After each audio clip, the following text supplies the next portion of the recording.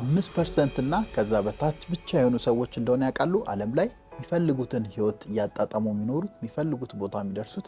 በጣም ሳድ ትሩዝ ነው በህይወት 95% የሚያክለው የዓለማችን ህዝብ ስራውን አይወድም፣ የሚኖርበትን ቦታ አይወድም፣ ቤተሰቡን አይወድም፣ ገቢውን አይወድም፣ ብቻ ብዙ ነገሮችን አይወድም። አንተ የትኛው ውስጥ ነህ? ኮሜንት ላይ አስቀምጥልኝ።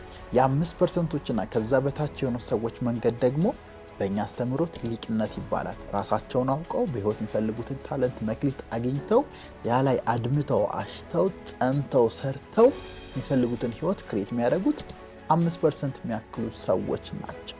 which one are you? ከየትኛው ውስጥ ነው ያለኸው?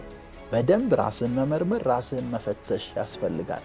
አንዴ በምንኖርበት ዓለም ማንፈልገውን ህይወት ማንፈልገውን ትዳር ማንፈልገውን ገቢ ማንፈልገውን guys it's sad so ሊቅነትን ምረጡ። በህይወት የምትፈልጉትን ማንነት የምትፈልጉትን ዕውቀት የምትፈልጉትን ክህሎትና ገንዘብ ቢዝነስ ቢውልድ አደረጋችሁ ለማለፍ ሊቅነትን የእናንተ አድርጉ። ሊቅነት ያ መንገድ ነው። ፋሚሊ ሁኑ።